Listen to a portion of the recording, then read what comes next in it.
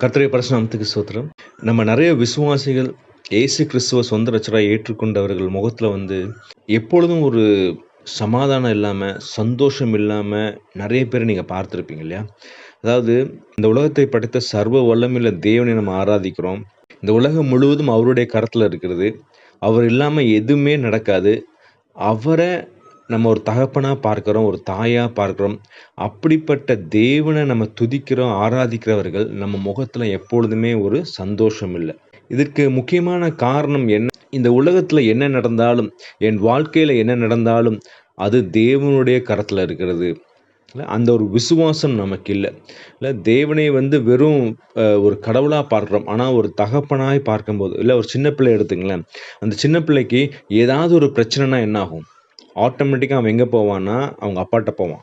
ஏன்னா அவனுக்கு தெரியும், என் வாழ்க்கையில என்ன பிரச்சனை வந்தாலும், நான் என் தகப்பனிடத்துல போவேன். என் தகப்பன் எனக்கு நல்லத மட்டும் தான் செய்வாருங்கிற அந்த விசுவாசம் இருக்கிறனால தான், அந்த சிறுவனுக்கோ, அந்த சிறுமிக்கோ எந்த பிரச்சனை இருந்தாலும் அவன் கவலையே பட மாட்டான். ஆனா நம்ம பாருங்களேன், நம்ம வாழ்க்கையில ஏதாவது ஒரு பிரச்சனை, நம்ம தேவனை நோக்கி நம்ம கேட்டிருப்போம். கடவுளே எனக்கு ஒரு ஆசீர்வாதத்த கொடுங்க.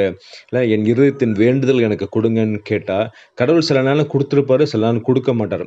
ஏன்னா அது நமக்கு நல்லது. கொடுத்தா அது நல்லது. கொடுக்காம இருந்தாலும் அது நல்லது தான். ஏன்னா நம்ம பரம தகப்பனுக்கு தெரியும் நமக்கு என்ன வேணும், என்ன வேண்டான்னு சொல்லி. நம்ம என்ன பண்றோம், நம்ம கேட்டது கிடைக்கல. நம்ம வாழ்க்கையில ஒரு துன்பங்கள் நேர்ந்தபோது, இல்ல நமக்கு ரொம்ப நெருக்கமானவர்கள் நம்மளை விட்டு பிரிந்து போகும்போது, நெறைய நேரம் அந்த கவலைக்குள்ள இருக்கிறோம். ஆனா தேவன் சொல்றார், "எதனாலும் நான் உனக்கு நல்லதுக்கு மட்டும் தான் செய்றேன்." தாவீத பத்தி நம்ம வாசிக்கிறோம்ல. தாவீது பார்த்தீங்கன்னா, சவுல் மன்னன். சவுல் இஸ்ரவேலின் ஒரு முதல் ராஜா. அவர் என்ன பண்றாரு, தாவீத எப்படியாவது கொன்றணும்னு சொல்லி அவர் துரத்திக் கொண்டே இருக்கிறார்.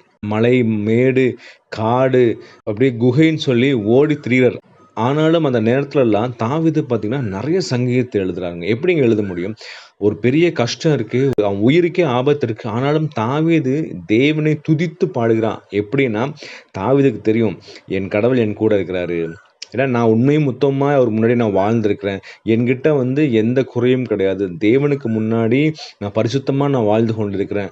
அதாவது ராஜாவுக்கு முன்னாடி.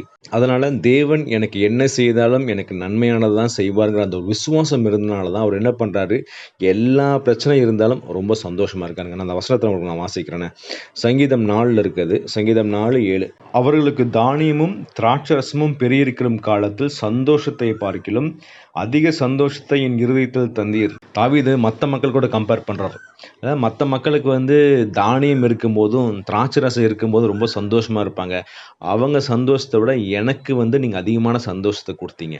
ஏன்னா ஆவியானவர் கூட இருக்கிறாரு. தாவீது உண்மையும் உத்தமமா இருக்கிறார். என் தாசனாகிய தாவீதுன்னா, கடவுளுக்கு இருதயத்துக்கு ஏற்றவன் தாவீதுன்னு சொல்லி கடவுள் சாட்சி கொடுக்கிறார். ஸோ நம்ம உண்மையும் உத்தமமா இருக்கும்போது, நமக்கு சுத்தி என்ன நடந்தாலும் அது தேவன் பார்த்துக் கொள்வார்ங்கிற ஒரு விசுவாசம் நமக்கு இருக்கும். அந்த விசுவாசம் நமக்கு இல்ல. இயேசு கிறிஸ்து நம்ம பார்க்கிறோம் இந்த உலகத்துல வாழ்ந்தபோது, அவர கொலை செய்ய ட்ரை பண்ணிக்கொண்டே இருக்கிறாங்க. ஃபார் எக்ஸாம்பிள் 2 முறை கல்லால் அடிச்சு கொலை செய்ய ட்ரை பண்றாங்க. ஒரு தடவ என்ன பண்றாங்க, மலையின் மேல அப்படியே கீழ தள்ளி விட்டு கொலை செய்ய ட்ரை பண்றாங்க.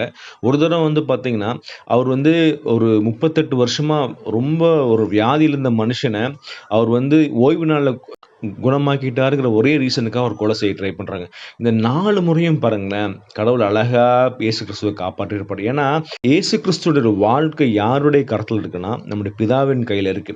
பிதாவின் சித்தம் இல்லாம இயேசு கிறிஸ்துவ யாருமே தொடவே முடியாதுங்க. இல்ல தானா தான் ஒப்புக் கொடுக்கிறார். இயேசு கிறிஸ்து கடைசியா தானாக சிலுவையில ஒப்புக் கொடுக்கிறார்.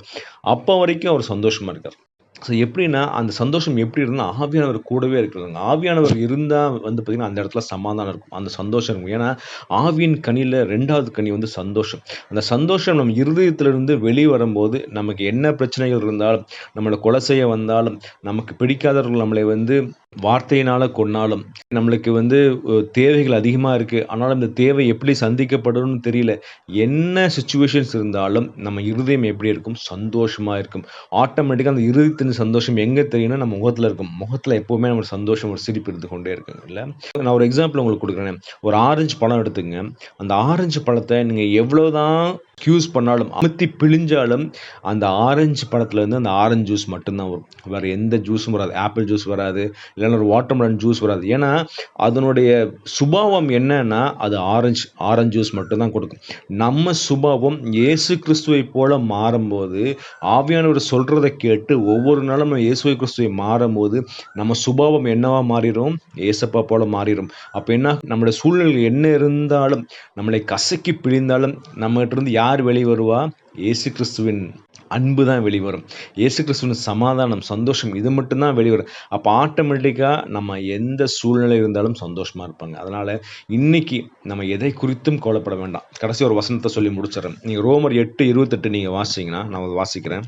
அன்றியும் அவருடைய தீர்மானத்தின்படி அழைக்கப்பட்டவர்களாய் தேவனிடத்தில் அன்பு கூறுகிறவர்களுக்கு சகலமும் நன்மைக்கு ஏதுவாக நடக்கிறது என்று அறிந்திருக்கிறோம்.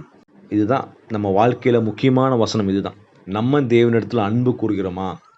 தேவனிடத்தில் அன்பு கூறுகிறதுனா என்னன்னா, அவருடைய கட்டளைகளையும் கற்பனைகளையும் கை கொள்றது தான்.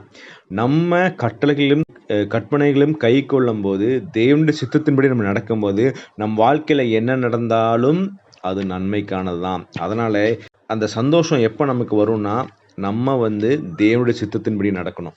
தேவனுடைய சித்தத்தின்படி நடக்கும்போது நம்ம வாழ்க்கையில் எது நடந்தாலும் நன்மைக்கானதான். அப்போ என்ன ஆகுதுன்னா, அந்த விசுவாசம் நமக்கு வந்துச்சுன்னா ஆட்டோமேட்டிக்காக நம்ம முகத்தில் எப்போதுமே சந்தோஷம் தாங்க இருக்கும். என்ன பிரச்சனை வந்தாலும் நம்ம சந்தோஷம் தான் இருக்கும். அதனால இன்னைக்கு நம்ம கடவுள்கிட்ட கேட்போம், ஆவியானவர் அறிவில்லாமல் ஊற்றப்பட கிருபை தாங்க கடவுளேன்னு கேட்டுட்டு, நம்ம தேவனுக்கு பிரியமாய் வாழும்போது அந்த விசுவாசத்தை கொடுப்பார். நம்ம வாழ்க்கையில் என்ன நடந்தாலும், நன்மை நடந்தாலும் சரி, தீமை நடந்தாலும் சரி, நம்ம எப்போதுமே சந்தோஷமா தாங்க இருக்கு.